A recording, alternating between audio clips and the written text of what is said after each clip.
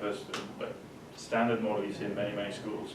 So the student government came to me and said, we're not getting what this is about because we're kind of finding an opportunity where we can tick it off. So I said, well, what do you suggest? So they went away and they came up with a proposal, they presented it to the faculty, and we do not have a service requirement anymore, which seems sort of counterintuitive, but what it is based on is nowadays they have it's values based. This is who we are as a school, and engaging with others to learn from them and to create these partnerships. So first year, it was a mess, and I was panicking.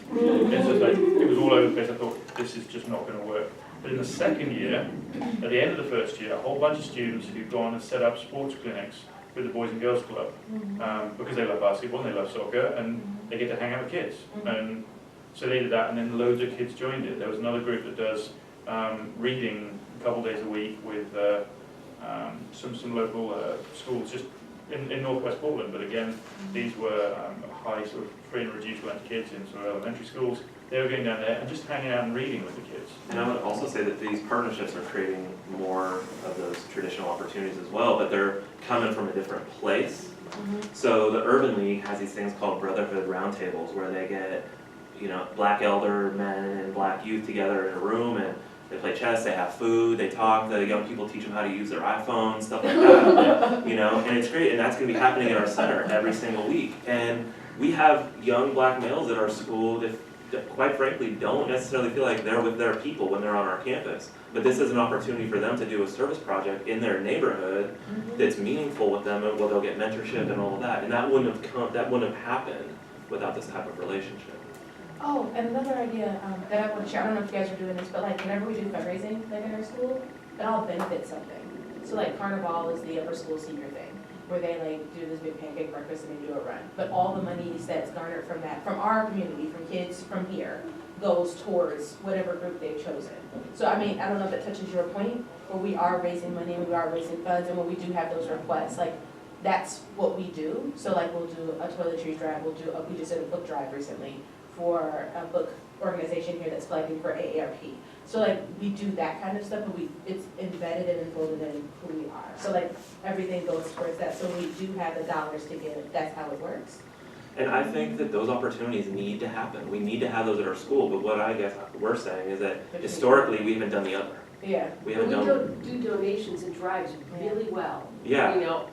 So many schools struggle with that, but how do we get to those? So I have a question coming from the other side, Yes, where please. you all have this amazing side of, like arsenal of resources. Like HB obviously has loads and loads of people and resources to loan out, but as a small nonprofit, because Cleveland, I'm not sure if who all is from Cleveland, who's not.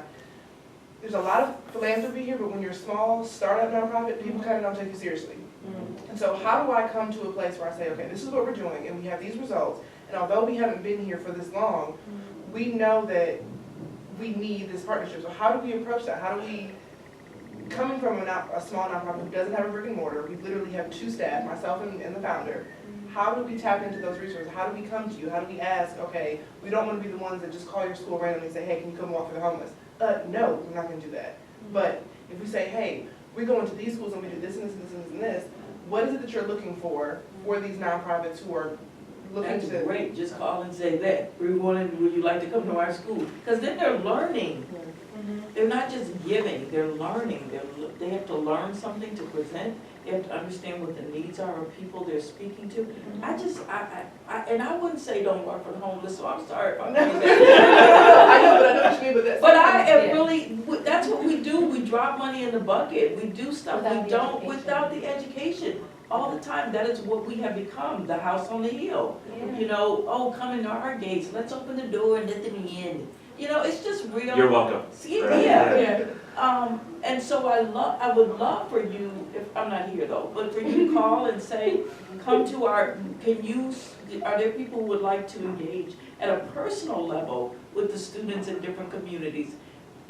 That's what it's about. And I miss the age component. I think sometimes it's harder because we have the upper school kids working with young kids. And I think it almost kind of tacitly feeds into that idea of helping down. I want to get my 6th graders working with 6th graders. Like, I want to get 9th graders working with 9th graders on a project, a homework assignment, and me and this teacher co-teaching, and it's due to both of us. There's a double grade because it's two of y'all. Like, I don't know, like, like, that's the kind of stuff where you just make it feel normal. So one of our partners, a school that Tyler goes to, we're working on an elective class for next year, co-taught by a teacher from her school and from my school, Yes. environmental justice. And so students can get credit, we meet at the center in the middle to do it. And So yeah, and we have the sixth grade program, you have your trust, we recreated it, it's called Building Bridges. So we have our sixth graders with the school across the street. And at the end result, we're working with an artist, and they are building a mural.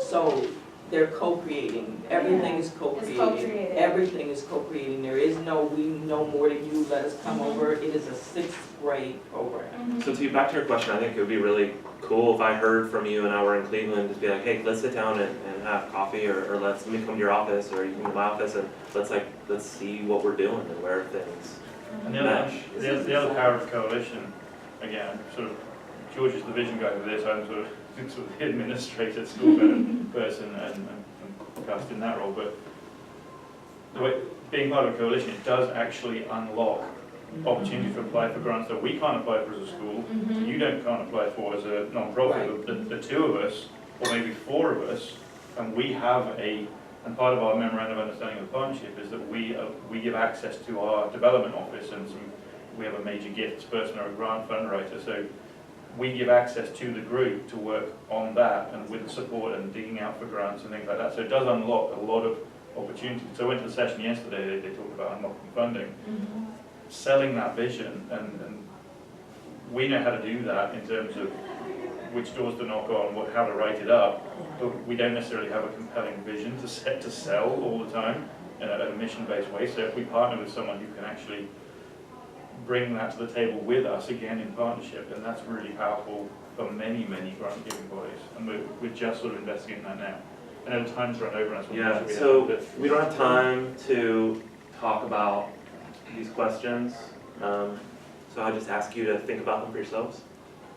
And if you want to send an email and start a conversation, I'm absolutely open to that, as I know Dan is as well. And if you want to come visit, you want to check it out, you want to talk, whatever you want to do, connect on Twitter, however it works best for you. We believe that the more people doing this, the better for our students and for our communities. And so we really are all in this together. And I think that's important to remember and not feel so isolated, like we're up on a hill or we're just a little nonprofit. Like we all care about young people having opportunities. And so if there's any way that this little group can work together somehow to create more opportunities in whatever city, then we're all for it. So please be in touch. So thank you very much for taking the time. And take your goodies. Oh, we won't leave. Okay. Are the Zanger Farm, is that all I on think there? it's on the flash. There's like 5 or 6 projects. I'm gonna be early, yeah. Good. Thank you so much. Well, you know, with the work that Tyler's doing, like we're talking to Emily in the Bronx and Allison from Iolani Yeah. about like how can we expand this idea of students writing about their neighborhoods. And we have a website for it that he's leading, it's a blog, and so there could be a way that our students and your students could collaborate on this idea of placement. Because did you remember when we did like the show and tell? Yeah. It came for like the, right? Did you bring what I was talking about? I didn't come because we were doing it at the same You were doing it, that was it, time. that was it. Because I think you're so, learning more about like there's so many and like having their products are so like similar to like my just get like and so I was just so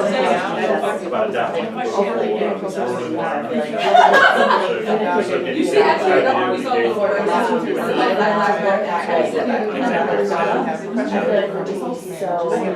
So valuable for the chair, and if there's even the timing of our maps, like for our It's like the last week of June and the last week of July. okay, ours is like June 20th, July. So like those are really the tracks we're focusing on addressing these